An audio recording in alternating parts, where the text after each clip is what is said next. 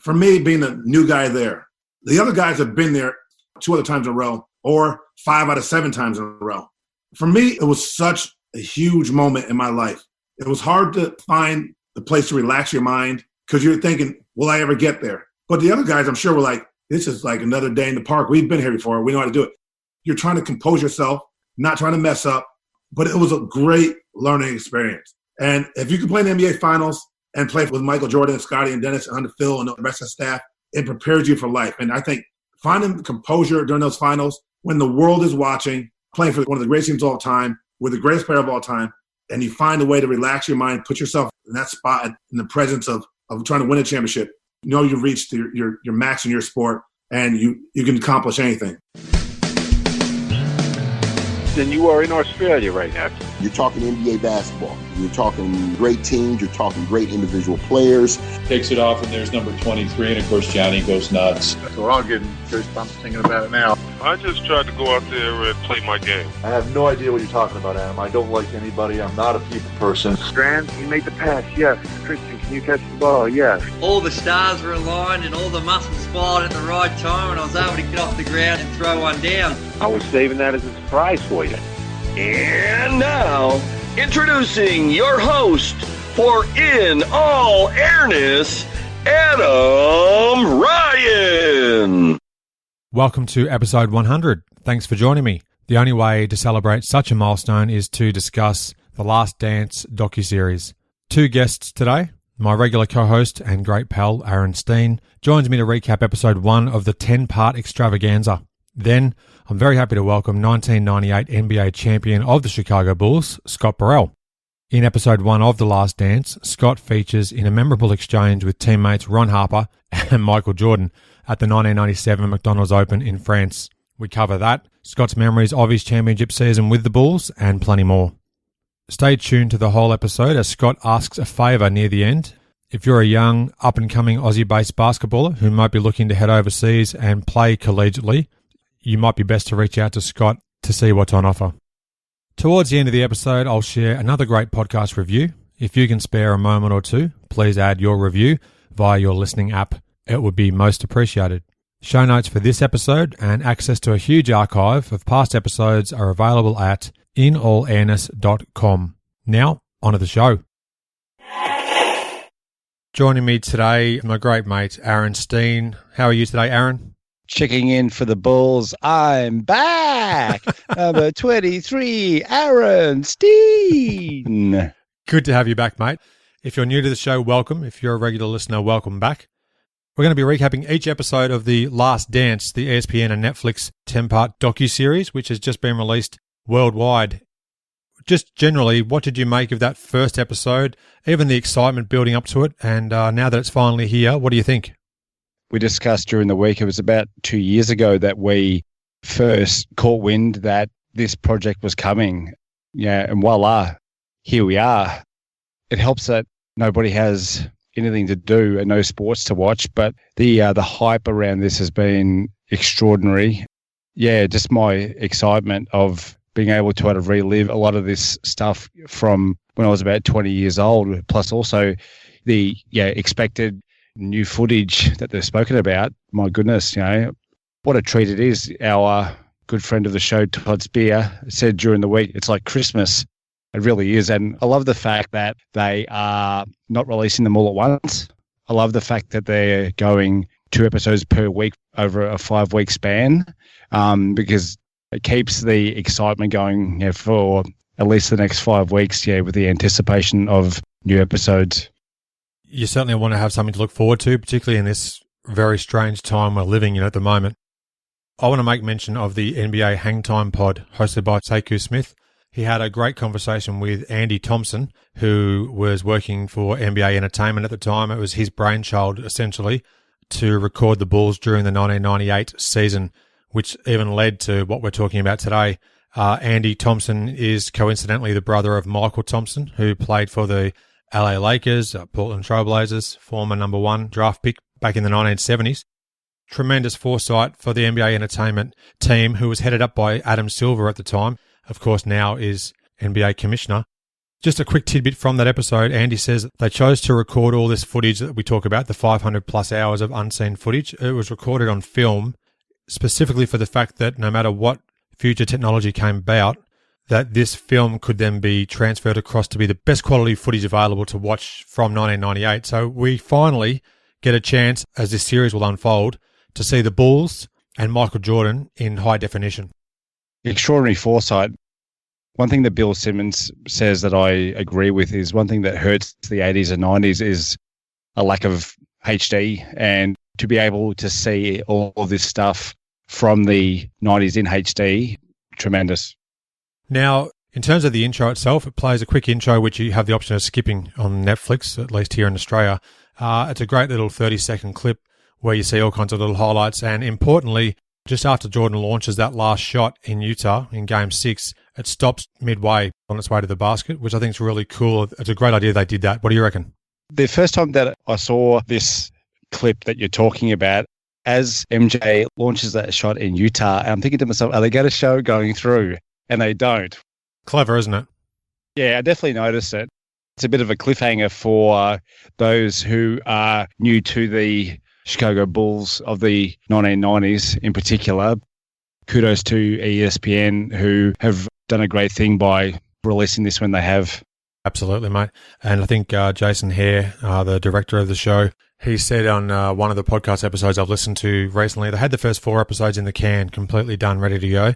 And then popular demand of so many people wanting it to be brought forward due to these unique circumstances that we're finding ourselves in, they managed to work on a time frame to release the 2 episodes per week. Couldn't be more excited, mate. The first 2 have really lived up to it. So let's just do a bit of a dive into episode 1. Primarily focuses on setting the scene with a recap of the Bulls' first 5 titles we get to see in about 2 or 3 minutes. Jerry Krause is actually shown early on in this episode saying that the Bulls, following the 1998 season, were going to be dismantled. It was basically going to be Phil Jackson's last season. Even if they went 82-0, no matter what happened, he was going to be moving on as coach. Jerry Krause already had Tim Floyd basically penciled in as the replacement coach, and I found that to be quite stunning when they showed that footage of Krause pre the 98 season even commencing to say that was happening.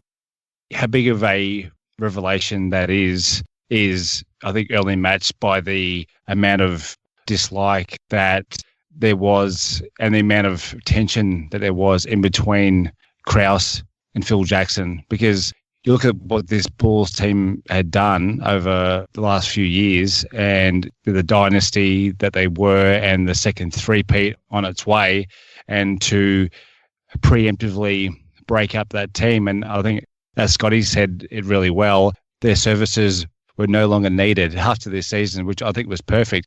It shows you how bad things were in between Krause and Phil Jackson.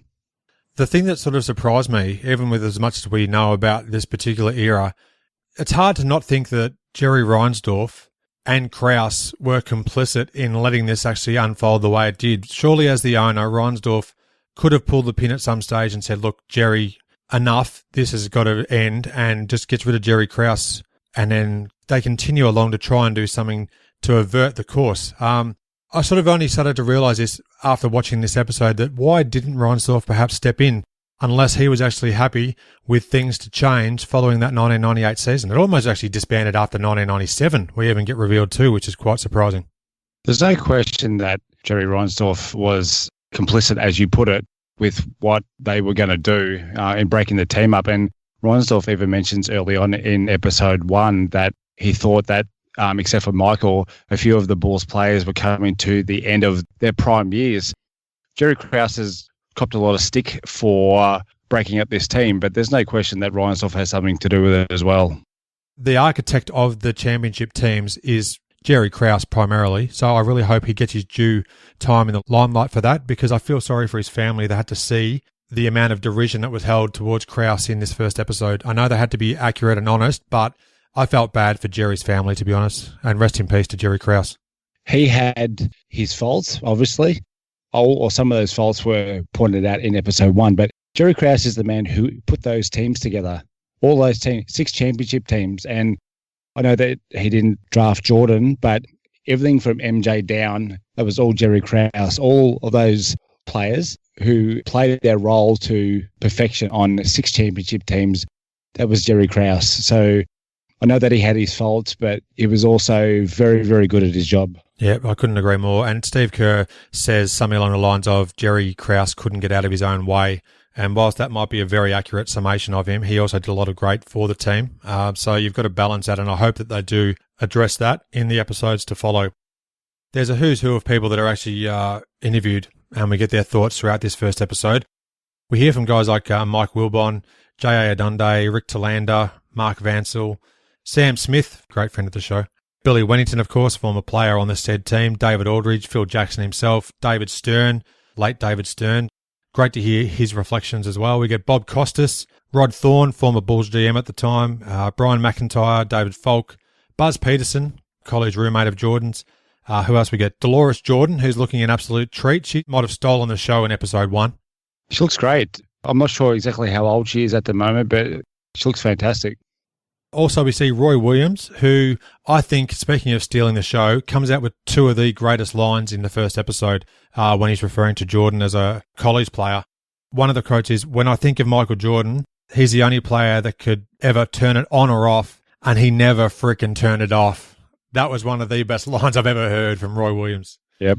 We also get James Worthy, Patrick Ewing, Billy Packer, who called the 82 NCAA championship game, UNC versus Georgetown. Great to see Rod Higgins, Jordan's very close mate, who was teammates with him on the Bulls. Kevin Lockery, former coach of the Bulls. Awesome to see him make an appearance as well. Sid the Squid Moncrief, got Pat Riley, Isaiah Thomas, Magic Johnson, Barack Obama, who's referred to as a former Chicago resident. What a lineup. Yeah, I know, former Chicago resident. I noticed that too. That was great, but I'm not sure if you finished yet, but what a lineup. The three people who speak on this episode, this first episode, that make me think this is legitimate. David Stern, if you can get David Stern on board and have him speaking about it. Jerry Reinsdorf, who speaks quite a lot about it. And Jordan himself. They're the key stakeholders, aren't they? Having MJ include himself in the project, it just gives it another, dare I say it, 23% worth of authenticity. It's just, Jordan, he has a press conference face where you can tell that he's just giving, generic, cliched answers. He has that face about him while he's doing a press conference. He didn't have that on during the recording of this, and he's so candid. I love it. He drops a few F-bombs. He does. He looks really relaxed, and I actually have episode 1 on in front of me at the moment, and he's in the middle of his mum reading out that letter that he sent to her when he was in college, and to see him relaxed and enjoying that, it's terrific, mate. That was a stroke of genius there from, I guess, Jason Hare, to hand over the iPad and to say, watch this. We both see them reacting to each other, but it was a classic how Jordan, back at this time, was a struggling college student, and he said he had like $20 in his bank account, and then he closed the letter by saying that, can she please also forgive the phone bill that he had and to send some stamps to him. You look at Jordan these days and he could basically buy the US Post Service if he wanted to, but back then he's actually asking for stamps to be mailed to him, I guess. Just great stuff to have that in there, and it just shows the human element so much more. You nailed it perfectly. We get the media savvy Jordan on 98% of the things we see. This is more of the unfiltered Jordan, and it's fantastic to watch. Yeah, he really enjoyed his mum reading that letter aloud to him, and I don't know, it kind of came across as though he wasn't expecting it. No. He thoroughly enjoyed it, didn't he? Yep. You just see him look at the iPad. Yeah, he starts smiling. Couldn't hide his smile, and he just looked so pleased and proud to see his mum reading back out his note from so many years prior. Just briefly, the other names I can recall that were in the episode, we had Joe O'Neill, Bulls ticket manager at the time. The great Ahmad Rashad, of course, was right there. And Steve Kerr were just some of the people who featured in episode 1. I mean, it's a who's who, just an incredible array of important people that add to the greatness of this documentary. And after one episode, so excited for what's to come. Any other particular points that you'd like to touch on from this episode 1? I know you had some notes as well. Well, the other stickler to detail that I can be, they spoke about the 1984 preseason for the rookie MJ, and they showed some footage on the screen, and it was actually a scrimmage from the following season, the 1985 preseason. It included George the Iceman Gervin. So, yeah, I happened to notice that, which I'm sure you did as well. I did as well. There was some great footage, though, because you can see Iceman actually defending Jordan on a couple of plays there. Yeah. So really cool to see the Iceman matching up against MJ. And another thing that the producers have done so well, they're not just playing it chronologically. We're going to different moments, decades prior. I think it's a really clever move because now, throughout the entire series, they have the option to flash right back to a completely different scenario and moment in time that can help set the stage for what's to come in future episodes. It also sort of is of a similar style to David Halberstam's great book, Playing for Keeps, which does a similar thing where it actually goes back and forwards in time. So I thought that was worth mentioning too.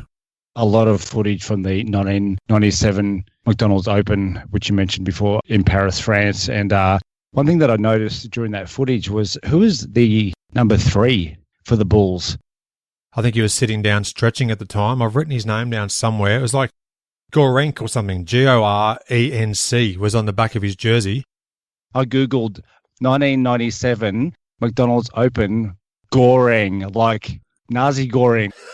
I paused it on the screen, but I couldn't quite read exactly what the name was on the back of their jersey. Yeah, maybe he was eating some Nazi Goreng at the time, but I think his surname might have finished in the letter C. But through the wonders of technology and editing, mate, let me just have a quick look. Gorenc. Boris Gorenc.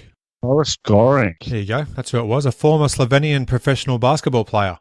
How's this? I did not even know this. This is the magic of the internet.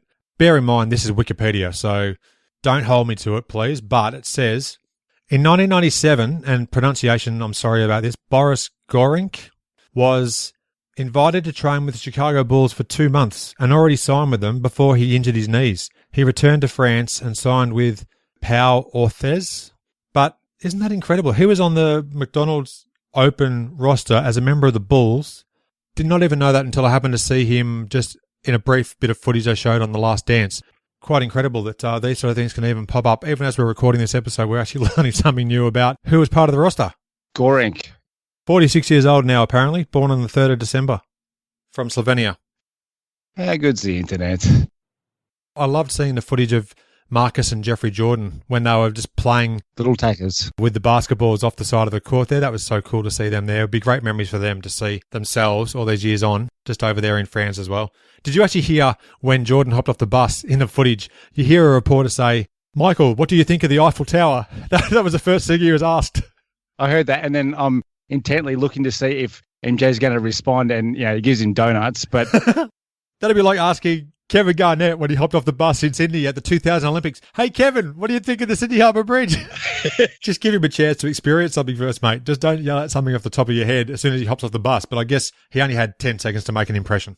Marcus and Jeffrey, are dribbling the basketball like behind their back and bounce passes behind their back to each other. And like they're wearing Jordan 13s, which look like they're about 3 or 4 sizes too big for them. That was great footage. Great to see. How good also, mate, was the footage of Jordan backstage when he was going to appear on a TV show in France. And there's an audio guy that's sort of miking him up, no pun intended. And then after he fixes Jordan's audio, holds out a slip of paper and all but says, "Can you please sign this?" And then he's quickly told off and escorted off in handcuffs. And actually, MJ kind of looks behind him at the bloke who's obviously his caretaker at the time. And the caretaker is like, "Nah, that's not happening." That's not happening, champion. Yeah. That was so good. Oh, I love that footage. Another highlight for me in episode 1 was MJ's reaction to the traveling cocaine circus line about the 84-85 Bulls. I logged into newspapers.com and tried to find said article, and I'm sure that I'll have the authorities on my door pretty soon because my searches were cocaine circus, Jordan cocaine circus, Chicago Bulls cocaine. I'm trying to find all the results I could, but it didn't pop up. And usually almost any article that's not just available through Google searches you'll find on newspapers.com, but I couldn't find that one. But what a terrific story that MJ shared. And he actually was talking about that as being the night he was in Peoria, Illinois. Oh, goodness me. Which was his first preseason game as a member of the Bulls, if I'm not mistaken. I nearly fell off the couch when he mentioned the word Peoria because they're the white whale, Adam. NBA 85 series. NBA 85. We break down the whole Jordan campaign from high school, college to the first year in the pros, and we do talk about that with a lot of love, let's be honest. Peoria was the first time that MJ appeared in a Bulls uniform in the '84 preseason, and no footage or images, hardly anything exists from the game. When MJ actually said the word Peoria, I almost wet myself. I got that excited, but unfortunately, it didn't go much further than that. With the story about the traveling cocaine circus, it just goes back to what I said before about how candid MJ was during the episode. To have him tell that story, because I'm pretty sure that I'd heard that before, that he'd walked in on teammates and there were white substances in the room, so on and so forth. But to have him actually tell that story, and now that we know when it was, just great, mate. I think it's pretty clear early on in this documentary that you can tell, and this is maybe a silly thing to say, you can tell that Jordan is a fantastic storyteller. When he relayed that story about Peoria and the hotel room, the way he was motioning, the way he was talking, the cadence in his voice, further to what you were saying before, we're used to seeing the media savvy Jordan at interviews and things. You don't often get to see him just relaying a story on, and the way he was explaining it, I was just all in. So I think this is a sign of things to come for the next 9 episodes. Wasn't it captivating? As I said, it's what makes the documentary series 23% more legitimate, is having MJ on there and telling stories. For context, for those that may not have seen it yet, and hopefully you have watched the episode 1, because this is a major spoiler alert. If not, Jordan was talking about the contrast between the clean program and how everything was maintained beautifully by Dean Smith at UNC to him entering his first season in the NBA, what he was confronted with when he entered the hotel room of one of his teammates, which turned into quite a memorable story for episode 1 of this series. Another great moment was Scotty Burrell on the bench. Yeah, I was just about to mention this, how excited he was at winning the McDonald's Open and how quickly he gets shot down. I think Roddy Harper was trying to set him up, actually. He got it. I know Harp was happy for him, and it was, welcome to the championship club, mate. But I think if you watch Harper carefully, he's almost goading Burrell. Harp says, "Your first championship, congratulations, dog." And Scott Burrell says, "Can I get a hug too?" to MJ. And that's when you see Harper almost sort of nudging into him as if to say, there's no chance you're going to get a hug in return, mate. So good luck with that. Yeah. I thought that was fantastic. Scott played it really well. I don't think he really expected a hug. I think it was more like, I'm going to just test the waters and see what happens. Jordan gives him a look. Oh, man, what a look that was. Kind of loosened up a little bit and spoke to him, but that initial look was a killer. Then the facial expression of Scott went from pure joy to, oh my goodness, in the space of half a second. Uh-oh. It was so good, that footage. It was really good. May have been one of the highlights of the episode for mine. I'm looking at it right now, and Harp's very happy with himself. We get to see Phil Jackson back at his office up at the Berto Center back in Chicago. Did you notice the Christmas card on his desk from Dennis Rodman? Yes, I did. I've shared it on my Instagram account, around about Christmas last year, I guess, obviously. And it's a great image of Dennis dressed up as like an angel, his hands clasped and looking to the sky. And I think it said, to Coach Jackson, happy holidays from the Rodman group. That was a little Easter egg, even though it was Christmas we're talking about. Dennis's Christmas card on the desk. And then we get to see Phil Jackson hold up the playbook for the would-be Last Dance, which was perfectly titled by Phil. And then we also get to see Bill Wennington discussing the team handbook. Phil Jackson's words become very prescient as the season would come on, and we're talking about it 22 years later. So just sets the scene beautifully for what's to come. That's episode 1 to a T. All right, mate. Well, thanks again for joining me on this episode and being a part of the show as always. Until we meet again on the dance floor next episode, Aaron, anything you'd like to add? Great for you to have me, and it was great to talk about the last giddy up. My guest today enjoyed a great 4-year career at the University of Connecticut. He is an 8-year NBA veteran and played 101 of a possible 103 games as a member of the world champion Chicago Bulls in 1998. Scott Burrell, thanks for joining me. Thank you. Thanks for having me. I appreciate it. It's great to have you on the show, and thanks for taking time out of your busy schedule. Your Bulls started the 1998 preseason in France at the McDonald's Championship in Paris. Yes. I'll ask you about a very memorable scene from episode 1 of The Last Dance in a moment, but what stands out to you most about that trip to Paris and just the preseason with the Bulls before we even get into the regular season itself? Well, for me, it was a good trip to get away from Chicago, get away from everyday practice in the Burrell Center, because I was new to the team. And what's a better way to build camaraderie and to know your teammates better than to take a 6-hour trip from Chicago to France, number one, and then play out of the country where you're starting a new season with a new team, with a bunch of guys that don't know you. You're trying to fit in, trying to feel comfortable, and just understand what it takes to be a champion. That first game over in France was an eye-opening thing. I knew how good the Bulls were. I never knew how many people followed the Bulls worldly. You learned that pretty quickly, I'm sure, based on the footage that we see in the start of The Last Dance, episode 1. It was amazing. I mean, as soon as we landed at the hotel, the crowd, the buzz was amazing. There's an amazing scene from that McDonald's Championship in Paris that features in episode 1 of The Last Dance. You're on the bench celebrating the win with Ron Harper, and then you give him a hug, and then you look to your left where Jordan is seated, and he doesn't show quite as much enthusiasm and sort of denies your hug. Can you just explain that scenario? That's a fantastic moment. If people know me, they know I was trying to bait MJ to crack a smile. Because MJ's, all his business. And Harper joking. And I knew MJ wasn't going to crack a smile. Harper gave me a hug. When I looked at MJ, I knew he wasn't going to. But I just wanted him to crack a smile. But I did get a little smirk out of him. So I know I got to him a little bit.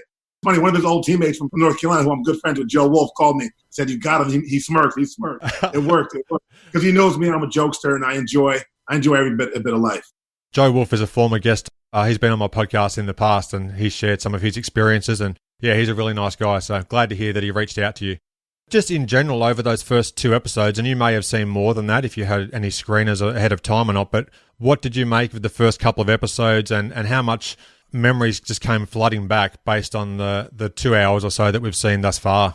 I loved every bit of it. Anytime you get to see Michael vulnerable and open up and just relaxed, because we never get to see him in interviews. He doesn't do any interviews. It's awesome to see. He's like the mythical guy. You never see of him or you never hear of him until something big comes up. And when he opens up and talks about the season, the things he thought about, the things he had to do, it's just great to think about reliving that, seeing it, and just hearing him. He speaks with so much intensity, conviction, to get you fired up. And then when you see him, they showed the episode when he played the Celtics, you're like, damn, that was a bad boy. It's awesome to see.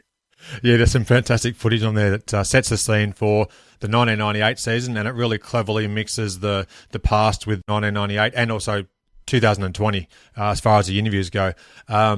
Episode 2 of The Last Dance focuses considerably on Scottie Pippen, and he was rehabbing from the preseason surgery and didn't play his first game until into January of 98. How was your adjustment playing with the Bulls without Scottie in the lineup compared to when he did come back in mid-January or so, Scott? We needed Scottie bad to win. And I wish I was there a little bit earlier to learn the offense, to feel comfortable, to fit in more, because I would have been more productive early in the season. But it just took me a little while to get comfortable. But I was happy when Scottie got back. It also made me relax more because obviously he's our other second stud on the team, and learn from him. When you learn from 2 special players, you can only get better mentally, physically. I was happy to have him back, and we needed him to have him come back because he's one of our great leaders and one of our great players. So we would never been in a situation where we were. We did get better as the season went on, but we needed Scottie to put us over the top to win that second championship. A lot of people probably know you from the 98 Bulls, but you had a great career at UConn. And then before that, you were a great player in Charlotte as well. Most notably, probably the 1995 season was one of your best at that time in your second year with the Hornets. What was the experience like of playing with the Hornets and achieving what you had there, and then you had a quick stint in Golden State before becoming a member of the Bulls in 1998? How did you sort of contrast what you'd experienced prior to joining the Bulls? Yeah, I played with some really good players: Alonzo Mourning, Larry Johnson, Hersey Hawkins, Muggsy Bogues, and I enjoyed every minute of that. But we were all young at that time, and every time their contract was coming up, we would get traded. So we never got to grow as a team to see if we could become a great championship team. And like you said, I had probably one of my best years there. I was averaging 13 a game. And I was healthy at that time. I had a lot of injuries since those years, and it might have slowed me down a little bit. But as I got traded to Golden State, I got traded to a team that was struggling. Great experience out in Oakland.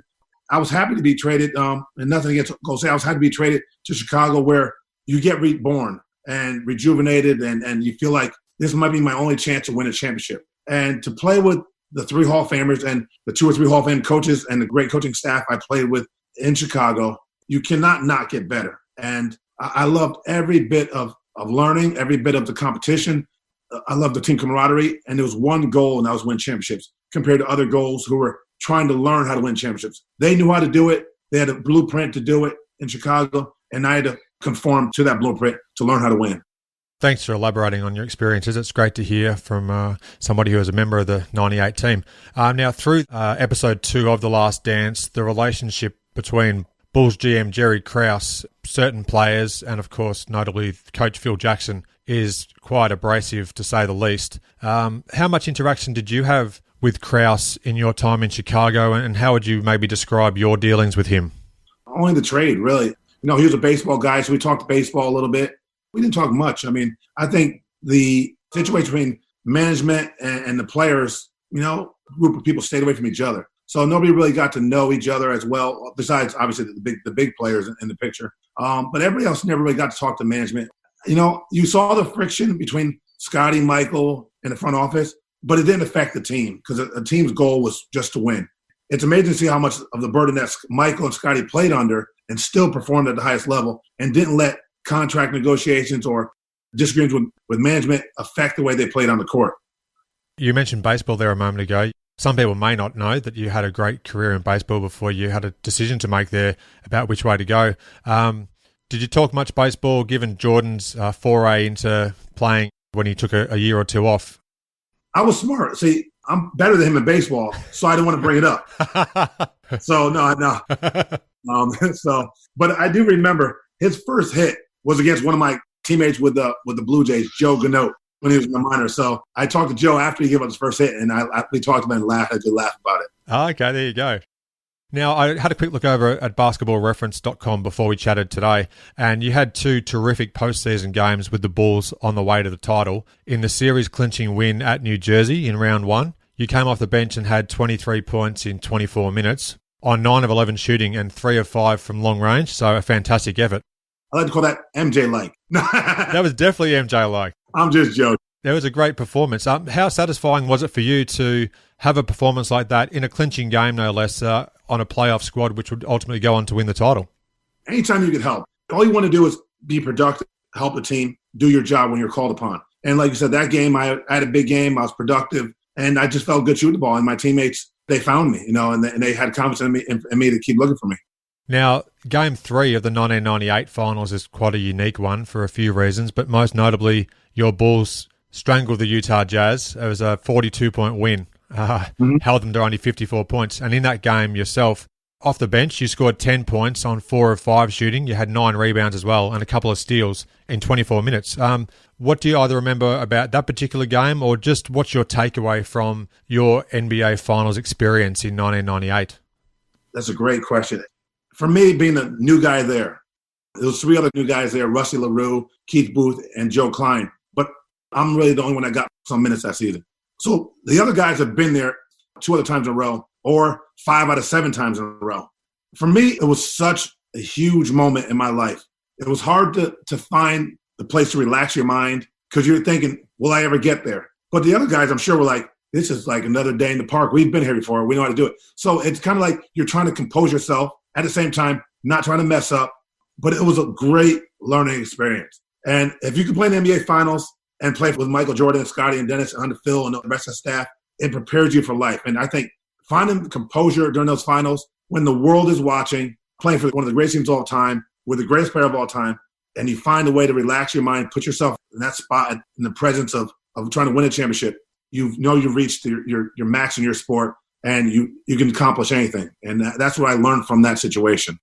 There's 8 episodes left in the series, so I can't wait for the next ones to unfold. But what are you maybe hoping to see gets a deeper dive and a look into as the remainder of the episodes come to be?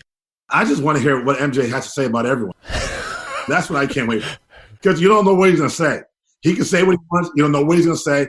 So I'm just waiting to hear what comes out of his mouth. But the best part about the whole thing is, have you noticed what's beside him during episode 1 and 2? Yeah, he's had a drink next to him and some cigars. And you see it getting lower and lower every time, every episode. So I can't wait to see 3, 4, 5, 6, 7, 8 to see if this gets refilled and he starts drinking again. I love just let him being vulnerable and talking about all the episodes and all the little things he had to deal with throughout the season. I know it's going to get rough for me at one point when he rides me really hard later on in the episodes, but Like I tell everybody, it's tough love, hard-nosed coaching. He needs me to get better to help him to win championships. He doesn't care about hurting my feelings, which I don't expect him to. His job is to make me better, and my job is to help that team win when I'm called upon. Well said. I heard you on a few different podcast episodes and some TV appearances recently. I think your approach to that has been fantastic. At the moment, you're currently coaching at Southern Connecticut State, and I believe you're wearing the polo at the moment. How has your coaching beliefs been moulded by what you've experienced over your NBA career, but also having been coached by one of the all-time greats in Phil Jackson, no less, as well? What impact has that had on you over the years, Scott? I think Phil did a great job of understanding players' emotions, personalities. I try to do the same. You know when you got to be tough on guys. You know when you got to pull the reins back and be a father figure or understand their mental state. Michael has taught me how to coach tough and how to be tough. So when I'm in a situation, I know how to be more composed, work through it, think it out, and figure a way to be successful. I can't push my guys the way Michael pushed me in this day and age. Number one, there's many reasons why. Number two, we can't really get into because you get yourself in trouble for pushing kids hard. And it's not being verbally abusive. It's not being too tough. I don't know if kids love and compete like Michael wanted you to compete. So what I learned from them, from those guys that played in that era, we got to recruit self-motivated players that want to be great. And as I recruit now, I try to find self-motivated guys. They don't have to be the most talented, but someone that wants to get better. Someone wants to compete every day. Someone wants to be the best in the classroom. Those are guys you need to be successful on and off the court. And if you have guys that are talented but don't give you the best effort, it's going to drive you crazy trying to get the most out of them. So you learn how to push, but also be kind and gentle and pull back a little bit and let them be kids at the same time. Very well said. Hopefully in the future, I'd love to get you back on the show and do a more of a deep dive on your whole career in hoops, but I really appreciate you taking time out to talk about The Last Dance and some of your experiences. You're a key member of the 98 Bulls, and it's been a pleasure to have this chance to interact with you and have you on the show and talk about your experiences, Scott. Thanks very much. No, thanks for having me. I need you to do me a favor now. Yeah, sure, I can do that. What can I do for you? Australian basketball is awesome. I love watching them play in Olympics and World Championships. I want to find some of that talent to bring them over there at Southern. Okay. So you got to help me now. I'll put this out as much as I can and we'll see where it reaches. There are more and more players from Australia who are heading over to the US to try and apply their trade over there. So you never know who actually hears it and who might take up on that offer there. Thanks again, Scott. I know you're a busy guy. You said before we got recording you had 4 different chats that you had already been arranged for today. So thanks again for taking time to speak to some guy in Australia. Anytime. I enjoyed it. And I would love to go over to visit Australia at one point in my life. I heard you have a lot of poisonous snakes, though. That's what I heard. We've got snakes, spiders. We've got all kinds of nasties over here. Snakes are what's scaring me, so I won't go to the outback. I'll just stay in the city. I don't go to the outback and I live in Australia, so it's a good idea. Don't do that. Thanks for listening. I welcome your interaction with the show. You can suggest topics or guests you want to hear conversations with. Send me an email. Audio clips are welcome. inallairness@gmail.com. Time to share another great review from a fan of the show. Thanks to 100 Linden via Apple Podcasts USA. More on that username in a moment. It's titled Always Informative and it reads, Enjoy the trips down memory lane. Thank you 100 Linden, aka Noah Kozlov, who is the co-host along with Adam Stanko on Rejecting the Screen, a great podcast which is part of the Locked On Sports Podcast Network. Definitely check out those guys and their podcast. It's a great listen every week. Much appreciated, Noah. Thanks for the review, mate. Worldwide, the show now has 137 ratings on Apple Podcasts with an average of 4.5 stars. 82 reviews across all providers. Thanks for your continued support. If you add a review, I'd love to read it out on a future episode. Your ratings and reviews are one of the best ways to support the podcast. If you enjoy the show, please do tell your basketball-loving friends about it. Your word-of-mouth recommendations are truly worth their weight in gold. You can stay up to date with my podcast and subscribe to my monthly email newsletter. You'll receive exclusive details on upcoming podcast episodes, future high-profile guests to appear on the show, and more. Simply email me, inallairness@gmail.com, and I'll add you to the list of fans. You can subscribe to my show in various ways. Search for In All Airness, 3 words, on your podcast app of choice. The show is on Apple Podcasts, Spotify, Google Podcasts, Overcast, Android, and more. Thanks for listening. I hope you enjoyed the show and share my web address with your friends and colleagues, inallairness.com. Check out the podcast archive for plenty more episodes with high-profile guests. Follow me on Twitter at inallairness. Please add your like to the show's social hub, facebook.com/inallairness. Join me next time for another edition of the show.